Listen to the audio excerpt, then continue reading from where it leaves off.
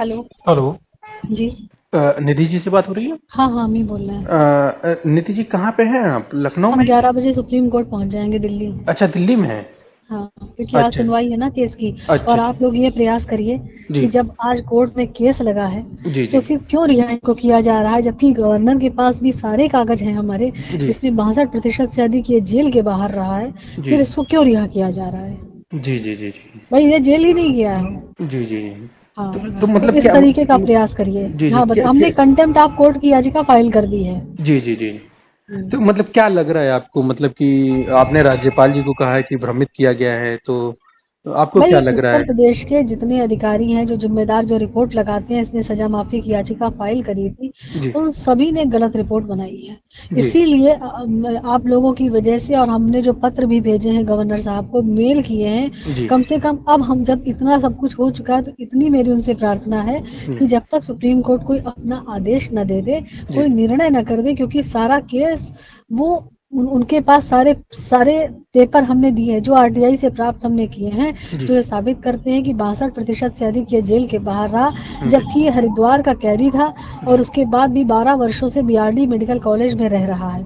जी और जी उसके बाद भी सजा माफी की बात ही कहाँ से आती है? जी और इसीलिए हमारी याचिका भी एक्सेप्ट हुई है। तो कम से कम इस रिहाई पर रोक तो लगा दे।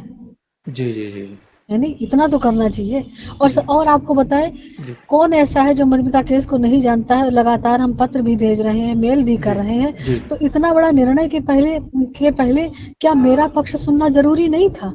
जी जी तो इतनी अंधेर नगरी फैली हुई है वहां पे उत्तर प्रदेश में। और अगर इस केस में कुछ गलत होता है मधुमिता मामले में, जी तो आप ये समझ लीजिए दोबारा कोई भी, हमें नहीं लगता कि कोई बात करेगा न्याय के इंसाफ की। जी जी खत्म काफी। कर दे, बात ही खत्म कर दे, ये सब कोर्ट कचहरी जी जी खत्म करें ये लोग। जी जी काफी लंबे समय से, मतलब 2003 में जी। मतलब कांड हुआ था, उसके बाद से आप लगी हुई हैं न्याय हाँ, दिलाने के लिए। लगातार। जी जी। तो मतलब किस तरीके से देख रही हैं, क्या क्या किस देख ये तरीके से? रहे हैं कि जी सरकारें इतनी निकम्मी हैं जी कि जो कोर्ट का आदेश है उसको अमल तक नहीं करवा पाती है। जी जी सरकारें आई हैं, गई हैं, एक दो सरकारें बदली हैं, जी लेकिन कोई भी सरकार जी अमर मणि को जेल न भेज पाई। जी जी वो रहा अस्पताल में ही हमेशा। और जी वो भी हरिद्वार का कैदी जी अपने गृह जनपद गोरखपुर में रहा। जी जी जी सोच लीजिए। और जी लिमिट तो 15 अगस्त की वजह से हमने सबको सूचना दे दी थी जी कि हमने सुप्रीम कोर्ट में याचिका फाइल कर दी है, जी उसकी सुनवाई होनी है। जी तो इन्हीं इसी वजह से अफरा तफरी में जो सब लोग थे, अफरा तफरी में ये आदेश किया गया है। जी जी अफरा मतलब तफरी में। मतलब किस लिए अफरा तफरी, क्या मानती हैं कि इतनी, मतलब जब भाई, सुनवाई होनी थी तो इतनी जल्दी क्या थी? अब जाहिर सी बात है, कुछ सही तो नहीं है सब लोग वहां पर। जी और नहीं। गवर्नर साहब को भ्रमित किया गया है।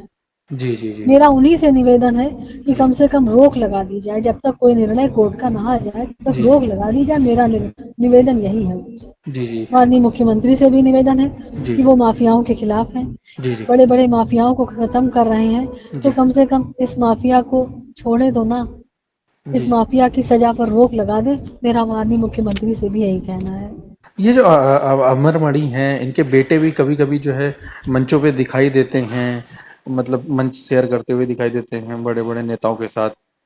तो मतलब क्या कुछ आपको लग रहा है कि देखिए, किसी तरह? राजनीतिक संरक्षण ना होता तो इतना बड़ा आदेश कैसे हो जाता? वो भी सब गलत, सारी गलत रिपोर्टें जी संरक्षण के बिना कैसे बन गई, आप बताइए। जी जी सारी गलत रिपोर्टें बनाई गई हैं। जी तो राजनीतिक संरक्षण तो है ही है पूरी तरह से। जी जी जी और सबसे बड़ी बात है कि अगर हमें मेरे साथ कोई दुर्घटना होती है, जी या कोई भी, क्योंकि इस परिवार के लिए मर्डर कोई पहला नहीं है ये। जी परिणीता का मर्डर पहला नहीं, 33 पहले मर्डर पहले भी हो चुके हैं।